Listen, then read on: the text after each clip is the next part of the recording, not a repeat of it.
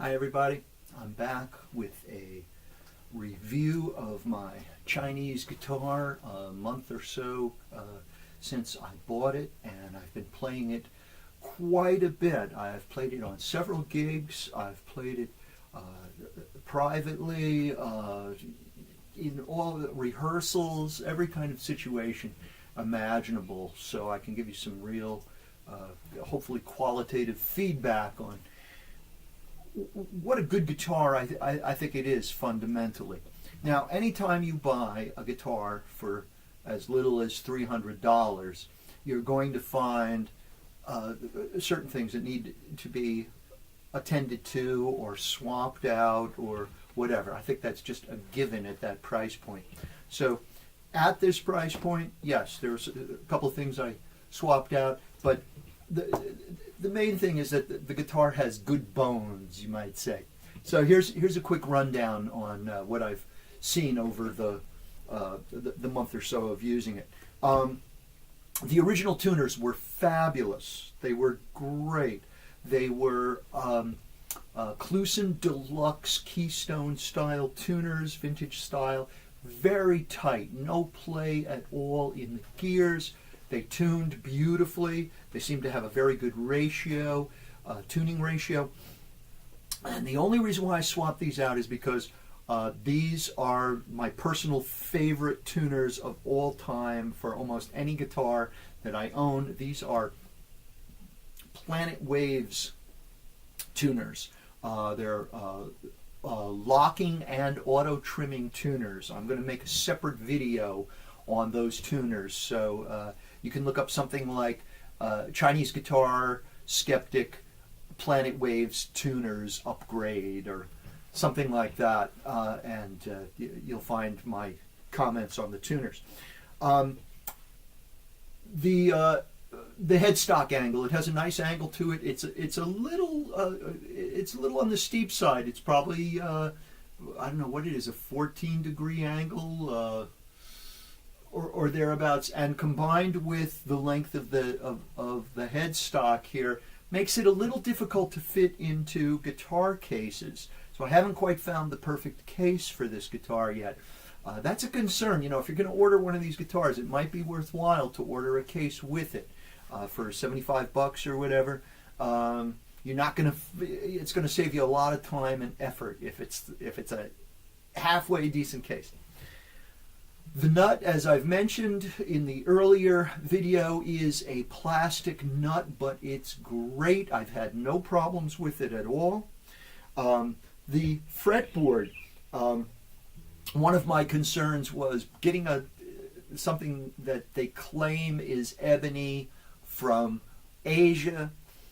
Could be some other kind of wood, could crack like mad in the changes in humidity, and I've seen none of that. It looks like ebony.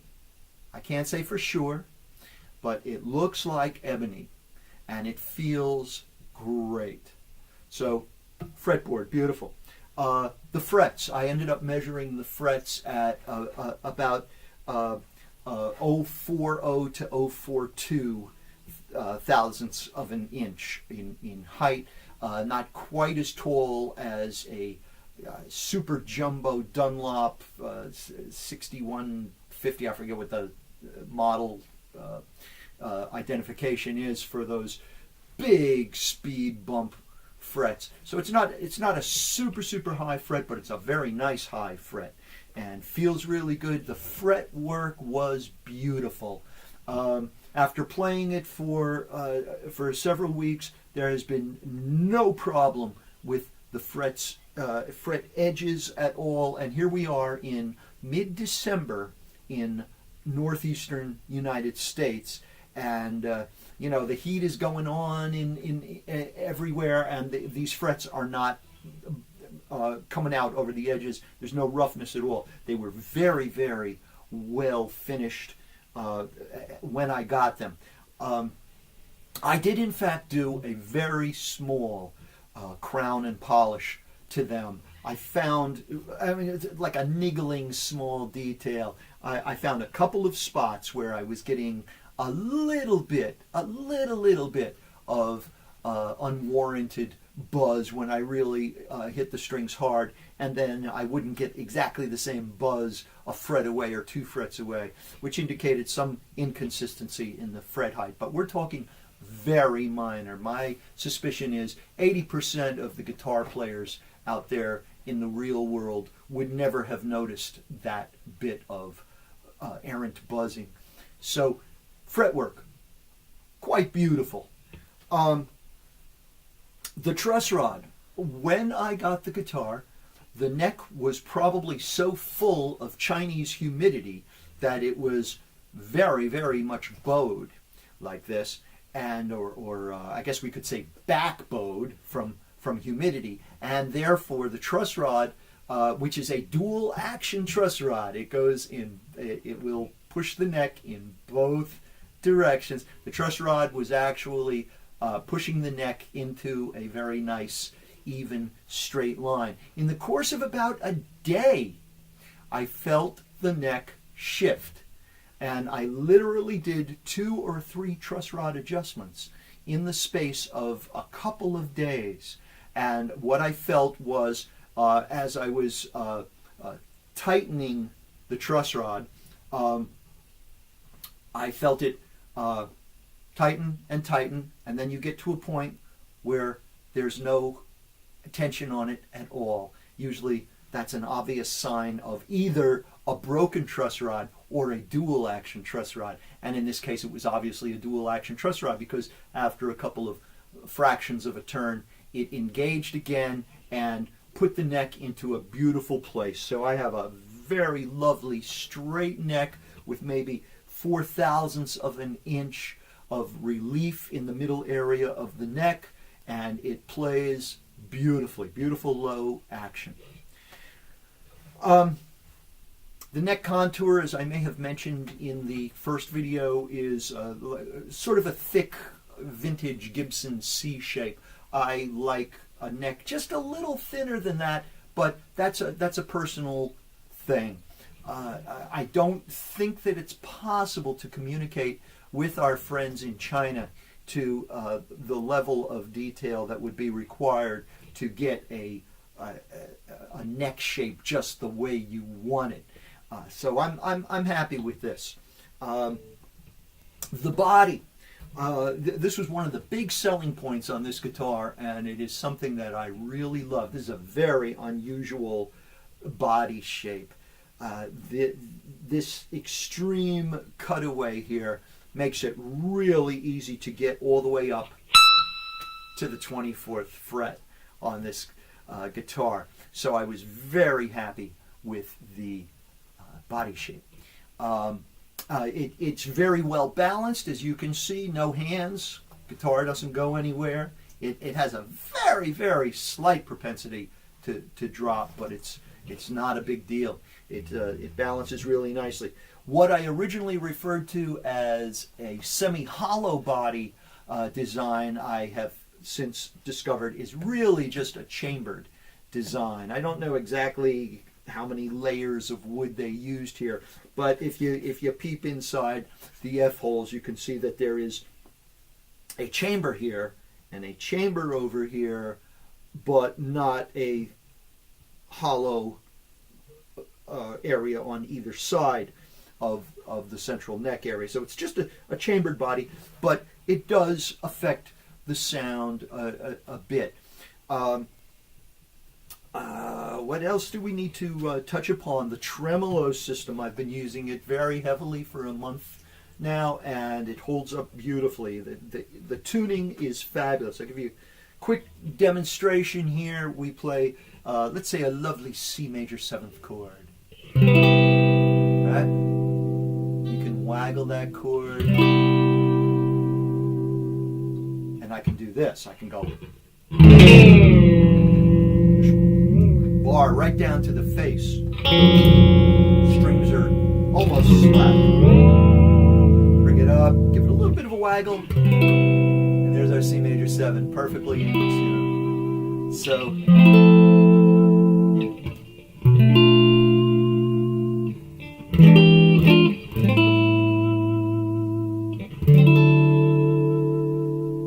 I love that. The electronics, very, very good quality, surprisingly good quality. Nice big potentiometers. The pots had a very nice resistance to them, resistance in terms of physical resistance. They turned in a very nice way. They felt good. The switch, which I thought I was going to have to replace, because usually these switches can be awful, the switch is quite nice. All I did was rotate it 90 degrees because it originally switched in this direction, which to me was kind of counterintuitive. And I have it now so it switches in this direction.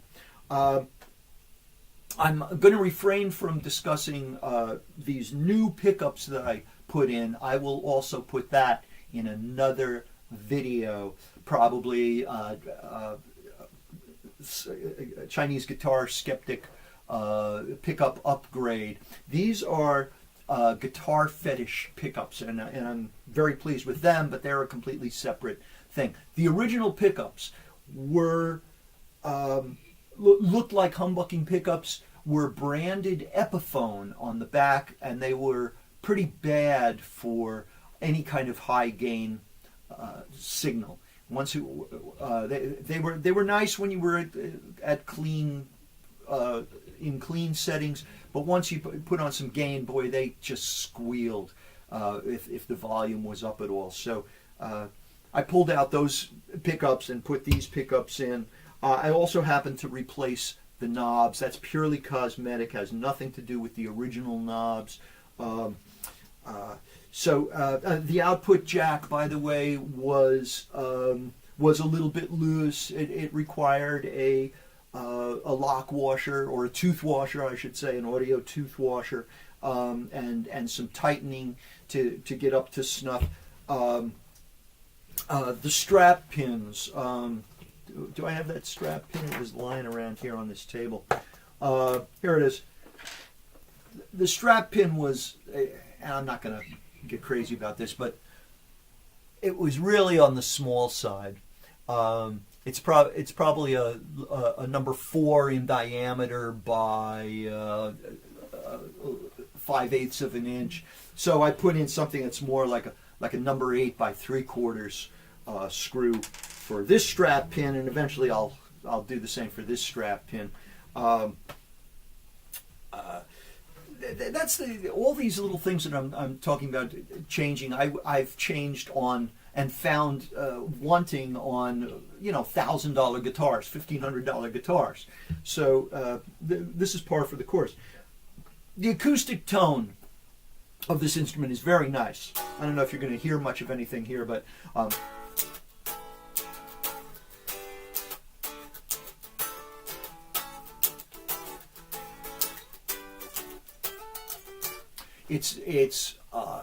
it's bright, it's responsive. At the same time, it has very nice sustain. So the fundamental acoustic sound of the guitar is good. So any pickups that you put into a guitar that acoustically sounds good, if the pickups are good, you're only going to benefit from that good acoustic tone. So that was totally happening. And as I said before, the original pickups were not that great. I'm going to go into the tone of these pickups in a separate video. So I've essentially touched upon everything that's happening on the guitar as I received it, and just check out the other videos. As always, you can send me an email. Let's see if I can do this here. See if I can magically make my email address appear over here. And you can also go to my website and stay in touch with me that way. And I always encourage your comments. If you're watching this on YouTube, take a look down below. You'll see the comments section. I appreciate intelligent, responsive comments. I do not appreciate stupid comments like most normal human beings. So if you have something good to say, Send it along if you're just wasting your time and doing troll stuff. You know, I'll delete them. So so that's the story on the Chinese guitar. It's definitely a big part of my guitar arsenal now, and I'll be using it on a regular basis. Bye-bye.